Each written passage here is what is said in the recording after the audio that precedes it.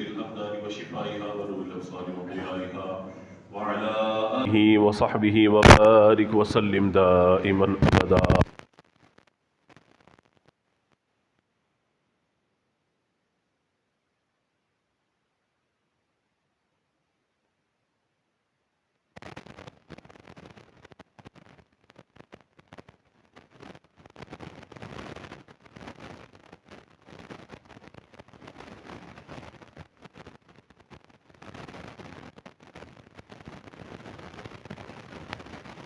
صدیق رضی اللہ تعالی عنہ کا دور خلافت.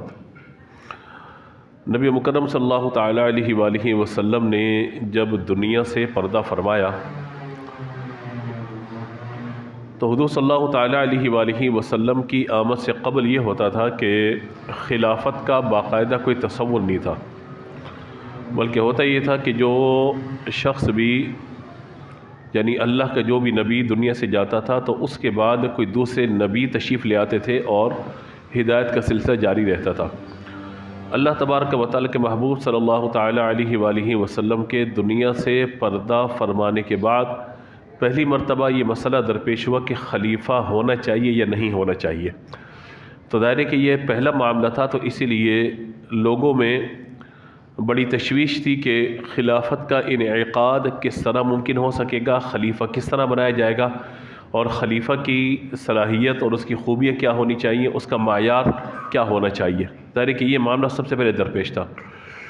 حضرت سیدنا ابوبکر صدیق رضی اللہ تعالی عنہ اس وقت جب میرے آقا علیہ الصلوۃ والسلام نے دنیا سے پردہ فرمایا تو آپ اس وقت مدینہ منورہ میں موجود نہیں تھے، آپ قریب کی تشریف لے گئے تھے. تو آپ کو جب اطلاع ملی تو آپ تشریف لائے. تشریف لانے کے بعد 2-3 معاملات آپ کے پیش نظر تھے. سب سے پہلا معاملہ یہ تھا کہ حضور صلی اللہ تعالی علیہ وآلہ وسلم کی قبر انور کہاں بنائی جائے گی، سب سے پہلا معاملہ یہ تھا. اور دوسرا یہ تھا کہ نبی پاک علیہ الصلوۃ والسلام جب اپنی قبر انور میں آرام فرما ہو جائیں گے تو اس کے بعد پھر مسلمانوں کا خلیفہ کون ہوگا اور ان معاملات کو کیسے چلایا جائے گا. ظاہر ہے کہ نبی پاک علیہ الصلوۃ والسلام اپنی طبی عمر مکمل کرنے کے بعد تشریف لے گئے ہیں. اب ظاہر ہے اس دین کے نظام کو تو آگے چلنا ہے اور قیامت تک یہ دین باقی رہنا ہے، تو اب اس کا معاملہ کیسے آگے چلے گا اور کیا ہوگا. اور تیسرا معاملہ آپ کے سامنے یہ درپیش تھا کہ نبی مکرم علیہ الصلوۃ والسلام کے دنیا سے پردہ فرمانے کو کوئی ماننے کے لیے تیار ہی نہیں تھا، یعنی کوئی مانتا ہی نہیں تھا کہ نبی مکرم علیہ الصلوۃ والسلام دنیا سے تشریف لے گئے. یہاں تک کہ حضرت عمر فاروق اعظم رضی اللہ تعالیٰ عنہ جیسی جلیل القدر ہستی آپ تلوار نکال کے کھڑے ہو گئے تھے. اگر کسی نے کہا کہ نبی مکرم علیہ الصلوۃ والسلام ہمارے درمیان نہیں ہے تو میں اپنی تلوار سے اس کا سر اڑا دوں گا، اتنے جلال میں آپ آ گئے تھے. تو اس وقت حضرت سیدنا ابوبکر صدیق رضی اللہ تعالیٰ عنہ کو اللہ تبارک و تعالی نے جو بصیرت اور فہم عطا فرمایا، آپ نے تمام لوگوں کو جمع فرمایا. اور جمع فرمانے کے بعد آپ نے قرآن پاک کی آیت مبارکہ سورہ آل عمران کی یہ آیت مبارکہ تلاوت فرمائی کہ جو غزوہ احد میں نازل ہوئی تھی. جب نبی مکرم علیہ الصلوۃ والسلام زخمی ہوئے تھے غزوہ احد میں تو یہ آیت نازل ہوئی تھی، وما محمد الا رسول قد خلت من قبلہ الرسل، یعنی یہ محمد صلی اللہ تعالیٰ علیہ وآلہ وسلم اللہ کے رسول ہی ہیں. قد خلت من قبلہ الرسل، ان سے پہلے بھی اللہ کے رسول آ چکے ہیں. اگر ان کو شہید کر دیا جائے یا یہ قتل کر دیے جائیں علی اعقابکم تو کیا تم واپس پلٹ جاؤ گے؟ تو ایسا تو نہیں کرو گے تم. تو یہ آیت مبارکہ غزوہ احد میں نازل ہوئی تھی کہ حضور صلی اللہ تعالیٰ علیہ وآلہ وسلم اللہ کے رسول ہیں اور ان سے پہلے بھی رسول آ چکے ہیں. وہ اپنی زندگی گزار کے اللہ کے حضور موت کا جو وعدہ پورا ہوا، کل نفس ذائقۃ الموت، اللہ کے حضور وہ حاضر ہو گئے. اسی طرح محمد صلی اللہ تعالیٰ علیہ وآلہ وسلم ایک وقت آئے گا اللہ کے حضور حاضر ہو جائیں گے. تو لہذا اگر یہ دنیا سے رخصت ہو جاتے ہیں یا انہیں شہید کر دیا جاتا ہے تو کیا تم پیٹ پھیر کے واپسی چلے جاؤ گے؟ تو یہ آیت مبارکہ غزوہ احد میں نازل ہوئی تھی. حضرت ابوبکر صدیق رضی اللہ تعالی عنہ نے خطبہ دیا، خطبہ دینے کے بعد یہ آیت مبارکہ سب کے سامنے تلاوت کی. اور یہ آیت مبارکہ جب تلاوت کی اور تلاوت کرنے کے بعد فرمایا جان لو. اب یہ جملے دیکھیے کتنے قیمتی جملے ہیں.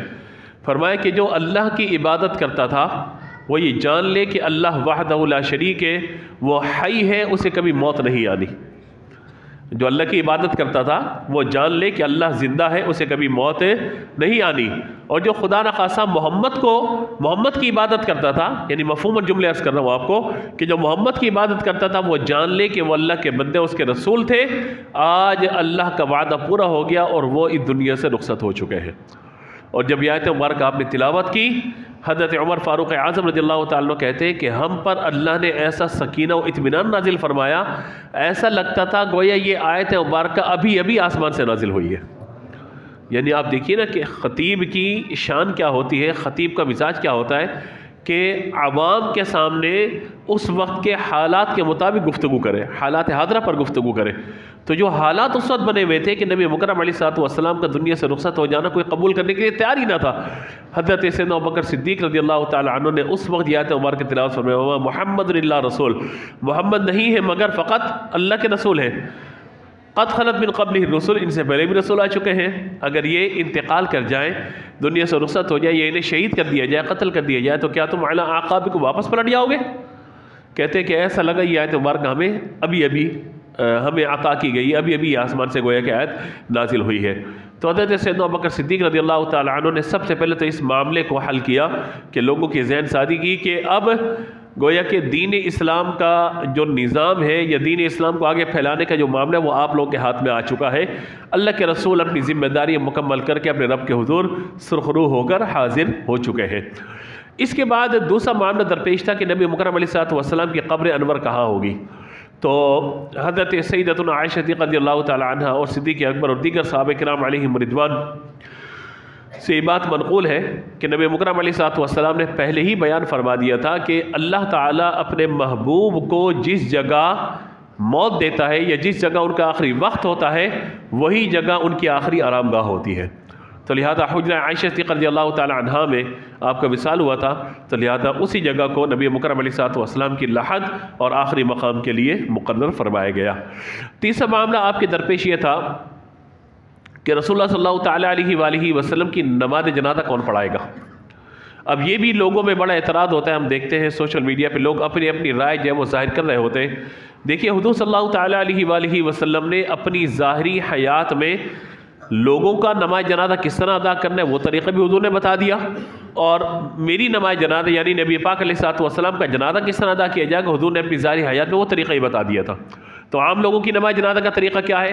4 تکبیر نماز جنازہ، فرض کفایہ ثنا، اللہ تعالیٰ کے لیے درود، نبی مکرم علیہ الصلوۃ والسلام کے لیے دعا، اس حاضر میت کے لیے منہ کعبے کی طرف پیچھے اس امام کی 4 تکبیریں کہی جاتی ہیں، پھر سلام پھیر کے دعا کر لی جاتی ہے، جنازہ مکمل ہو گیا۔ ٹھیک ہے جناب۔ اب نبی مکرم علیہ الصلوۃ والسلام کا جنازہ کس طرح ادا کیا جائے تو حضور صلی اللہ تعالیٰ علیہ وآلہ وسلم نے خود ہی بیان فرما دیا تھا، فرمایا کہ جب تم مجھے غسل دے لو اور میرے گھر کے قریبی افراد مجھے غسل دیں گے اور مجھے کفنا دیا جائے تو لہذا میرے جسم کو تم رکھ دینا، سب سے پہلے اللہ تبارک و تعالیٰ کے فرشتے اور جبریل امین آئیں گے اور مجھ پہ درود پاک بھیجیں گے۔ فرمایا کہ اس کے بعد تم لوگ آتے چلے جانا ٹولی در ٹولی اور آتے چلے جانا، مجھ پر درود پڑھتے چلے جانا، میرا جنازہ اس طریقے سے ہوگا، یعنی جس طرح عام جنازے ہوتے ہیں اس طرح جنازہ نہیں ہوگا بلکہ اس طریقے سے جنازہ ہوگا۔ تو لہٰذا اس وقت لوگ آتے چلے گئے، مرد بھی آئے، بچے بھی آئے، خواتین بھی آئے، دور قریب کے لوگ آتے رہے، یہاں تک کہ نبی مکرم علیہ الصلوۃ والسلام کا یہ جو جنازے کا معاملہ تھا اس کو مکمل کیا گیا۔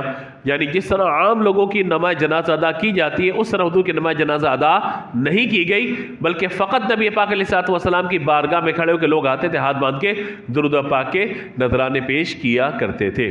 تو یہ پورا طریقہ جو ہے وہ محدثین نے نقل کیا اور ذکر بھی کیا ہے، اور درود کے کوئی خاص صیغے نہیں تھے جس کے زبان پہ جو صیغہ آتا تھا، کیونکہ وہ تو عربی لوگ تھے نا، ہم تو جس اردو میں ہم کہتے ہیں اللہ کے حضور نبی پاک علیہ الصلوۃ والسلام پہ درود پاک ہو، اللہ کے محبوب پہ درود پاک ہو، ہمارے آقا صلی اللہ تعالیٰ علیہ وآلہ وسلم پہ درود و سلام نازل ہو، خاتم النبیین صلی اللہ تعالیٰ علیہ وآلہ وسلم پہ درود پاک نازل ہو، تو یہ تو ہمارا طریقہ ہے۔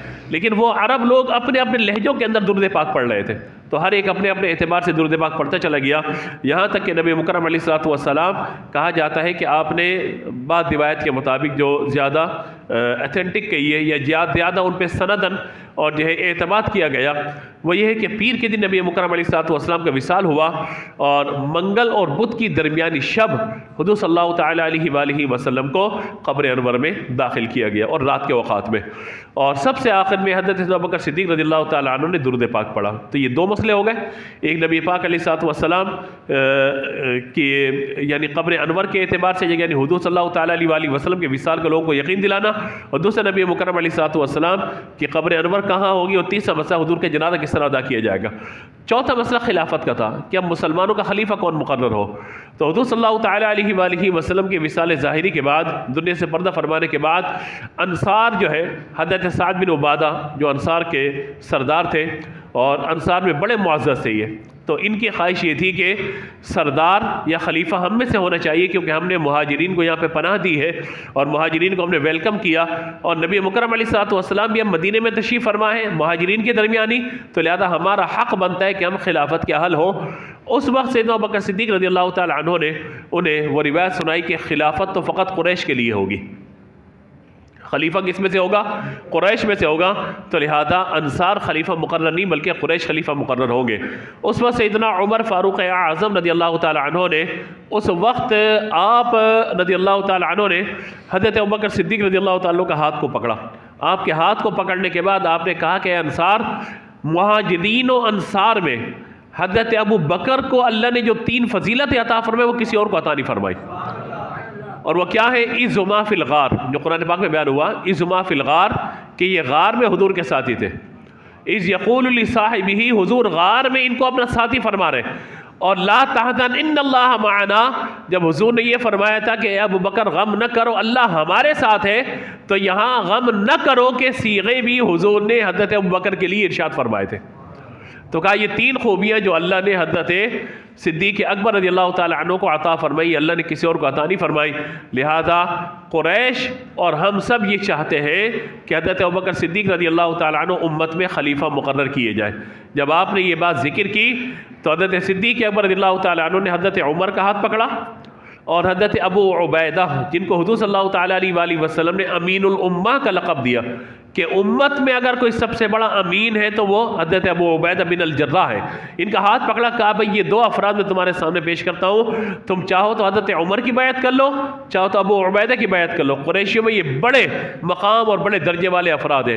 اللہ و حضرت عمر رضی اللہ تعالیٰ عنہ کہتے ہیں کہ میری کیفیت یہ تھی کہ زمین پھٹ جائے اور میں اس میں سما جاؤں کہ جس ہستی کو حضور نے ہماری امامت کے لیے آگے کر دیا، ان کے ہوتے ہوئے کس کی مجال ہے کہ امت کا خلیفہ مقرر ہو جائے۔ کہتے ہیں کہ میں شرمسار فوراً میں آگے بڑھا، ابو بکر کے گھٹنوں پر میں نے ہاتھ رکھے اور آپ کے ہاتھ پہ ہاتھ تک کر کہا کہ میں آپ کی بیعت کرتا ہوں۔ کہتے ہیں حضرت ابو عبیدہ آگے بڑھنے کا میں آپ کی بیعت کرتا ہوں، پھر انصار آگے بڑھے اور سب نے آپ کی بیعت کرنا شروع کی، یہاں تک کہ آپ کی بیعت پہ اتفاق ہوا، اور پھر آپ نے مسجد میں خطبہ ارشاد فرمایا، اور پھر حضرت علی اور حضرت زبیر، یعنی حضرت علی حضور کے چچا داد بھائی ہیں، حضرت زبیر بن العوام حضور کے پھوپھی داد بھائی ہیں، یہ 2 افراد ظہر تک مسجد نہ پہنچے تھے، ان تک جب یہ پیغام پہنچا کہ حضرت ابوبکر صدیق رضی اللہ تعالی عنہ کی بیعت کی جا رہی ہے، تو آپ دونوں افراد بھی تشریف لائے اور یہ سوال جواب کیے کہ آپ خود سے آپ نے خلافت کا اعلان کیا ہے یا پورے صحابہ آپ پر متفق ہوئے ہیں؟ حضرت عمر کھڑے ہوئے کہا کہ علی ہم ان کی بیعت پر متفق ہیں۔ صحابہ نے کہا کہ ہم ان کی بیعت پر متفق ہیں، فرمایا جب تمام لوگ متفق ہیں تو ہم بھی آپ کی بیعت کریں گے۔ تو حضرت علی، حضرت زبیر بن العوام، یہ دونوں حضور کے اہل بیت اطہار میں سے، ان دونوں نے بھی پھر آپ کی بیعت فرمائی۔ اور حضرت علی رضی اللہ تعالیٰ کا یہ قول ہمیشہ ذہن میں رکھیے گا، بعض لوگ الٹی سیدھی باتیں کرتے رہتے ہیں کہ حضرت علی حضرت ابوبکر کے اختلاف تھا وغیرہ وغیرہ وغیرہ۔ میں پہلے یہ بات عرض کر چکا ہوں کہ جس کے پیچھے نماز پڑھی جاتی ہے اسے اختلاف نہیں کیا جاتا۔ یہ آج کی امامت نہیں ہے کہ نماز بھی پڑھے امام کو گالی بھی دے پیچھے، ایسا نہیں ہوتا تھا اس دور کے اندر۔ جس کو امام بنا لیا وہ پھر باقاعدہ امام ہوتا تھا، کیونکہ امام مجمع میں سب سے افضل ہوتا تھا۔ یہ تو آج ہمارے یہاں کہ امام کے پیچھے نماز ہی پڑھیں گے، اس کی مین میخیں بھی نکالنا شروع کر دیں گے۔ میں آپ کی بات نہیں کر رہا، عام طور پہ اس طرح کا معاملہ ہوتا ہے، آپ لوگ تو بڑے اچھے لوگ ہیں، تاکہ آپ لوگ میری برائی نہ کریں بعد میں کہ امام صاحب نے بات کہہ دی۔ ذہن میں رکھیے گا، اپنے خوش طبعی کے لیے بات میں نے ذکر کی کہ ہمارے یہاں آج امام بھی بناتے ہیں، ان کی برائیاں بھی کر رہے ہوتے ہیں، امام بھی بناتے ہیں، اس کو پیٹ پیچھے برا بھی کہہ رہے ہوتے ہیں۔ اللہ اکبر! وہ صحابہ کرام علیہم رضوان تھے، منافق نہیں تھے، جو ان کے دل میں ہوتا تھا وہی ان کی زبان پر ہوتا تھا۔ حضرت علی رضی اللہ تعالی عنہ کے سامنے کسی نے کہا تھا کہ حضور آپ بتائیے کہ حضور کے صحابہ میں افضل کون ہے، بہتر کون ہے؟ اور یہ روایت حضرت محمد بن حنفیہ جو آپ کے بیٹے وہ روایت بیان کرتے ہیں، کہتے ہیں کہ میں نے اپنے والد سے پوچھا کہ مسلمانوں میں سب سے افضل کون ہے؟ فرمایا کہ ہمارے یہاں سب سے افضل حضرت ابوبکر کو کہا جاتا ہے۔ کہا کہ اس کے بعد، کہا ثم عمر، اس کے بعد عمر کو کہا جاتا ہے۔ کہتے ہیں کہ اس کے بعد میں نے پوچھا، اس کے بعد میرے ارادہ ہو کہ میں پوچھوں آپ سے، تو اس کے بعد جو ہے میں نے کہا کہ اس کے بعد کیا آپ کو کہا جاتا ہے؟ فرمایا نہیں، اس کے بعد عثمان کو کہا جاتا ہے۔ کہتے ہیں میں نے پھر کہا کہ اس کے بعد تو آپ ہی ہیں نا؟ آپ نے فرمایا میں تو امت کا ایک عام فرد ہوں۔ اور آپ ہی سے روایت ہے حضرت علی رضی اللہ تعالیٰ عنہ سے کہ جو شخص حضرت ابو بکر و عمر کو کم کہے اور مجھے ان پر برتری دے، فرمایا میں اسے 80 کوڑے لگاؤں گا سزا کے طور پر. اور آج یار جو ہے وہ تب کہنا شروع کر دے دم دم مس قلندر علی دا پہلا نمبر. یہ آج ہمارے یہاں یہ نعرے لگ رہے ہوتے ہیں. تو یاد رکھیے کہ یہ تشیع کی روایت ہے، رافضیت کی علامت ہے. اہل سنت کے یہاں یا صحابہ کرام علیہم رضوان کے اس طرح کا کوئی تصور نہیں تھا. وہاں یہ کہا جاتا تھا حضور کا ساتھ دینے میں بھی اول، ابو بکر اسلام لانے میں بھی اول، مال خرچ کرنے میں بھی اول، اسلام کے خلیفہ ہونے میں بھی اول، امامت کرنے میں بھی آپ کو اللہ نے اول و اعلیٰ بنایا ہے امت کے اعتبار سے. اس لیے افضل البشر بعد الانبیاء اگر کسی کا لقب ہوا تو سیدنا ابوبکر صدیق رضی اللہ تعالی عنہ کا لقب ہوا. اسی طرح جب آپ کی خلافت ہوگی تو آپ نے 2 سال 3 ماہ مدت خلافت پر رہے اور 63 برس کی عمر میں آپ نے دنیا سے پردہ فرمایا. اب ایک اور مسئلہ درپیش تھا آپ کے سامنے. وہ مسئلہ یہ تھا کہ خلیفہ کی تنخواہ کیا ہونی چاہیے. آپ بازار چلے گئے لیکن اپنی تجارت کرنے کے لیے حضرت عمر فاروق اعظم نے کہا کہ آپ تجارت کریں گے تو مسلمانوں کے معاملات کون نپٹائے گا. تو آپ نے فرمایا کہ پھر میں تو اگر تجارت نہیں کروں گا تو میرا گزارا کیسے ہوگا. تو کہا کہ ہم چلتے حضرت ابو عبیدہ کی جانب جن کو حضور نے امین الامہ کہا ہے. اچھا امین الامہ انہیں کہا گیا تھا تو حضرت صدیق اکبر رضی اللہ تعالیٰ عنہ نے بیت المال کا انہیں وزیر مقرر کر دیا تھا، انہیں خازن مقرر کر دیا تھا، یعنی وزیر خزانہ.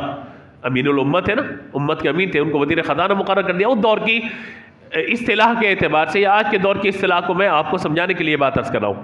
یعنی بیت المال کا چیئرمین کہیے، بیت المال کا ذمہ دار کہیے، اور آج کل کے دور میں وزیر خزانہ کہیے.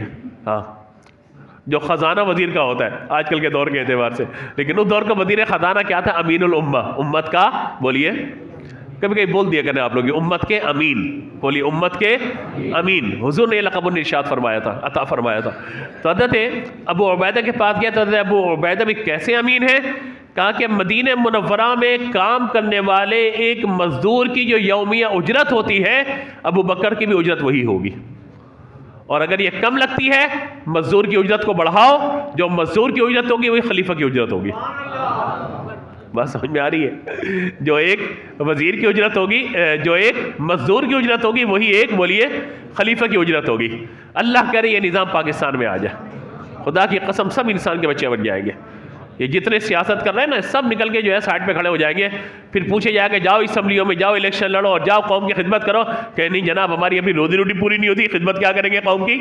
تو یہ اصل میں ان کو لگا ہوا اسی لیے ہے کہ خزانہ ادھر سے آ رہا ہے، ادھر سے آ رہا ہے، ادھر سے آ رہا ہے اور ختم کیے جا رہے ہیں. اس وجہ سے ہمارا ملک جو ہے وہ کرائسس کا شکار ہے. ورنہ اگر آپ 80s اور 90s کا دور پڑھ لیں اگر، تو دنیا کو ہم جو ہے وہ قرضے فراہم کیا کرتے تھے، دنیا کو ہم بہت ساری چیزیں دیا کرتے تھے، دنیا بھر کے معاملات کو ہم حل کیا کرتے تھے.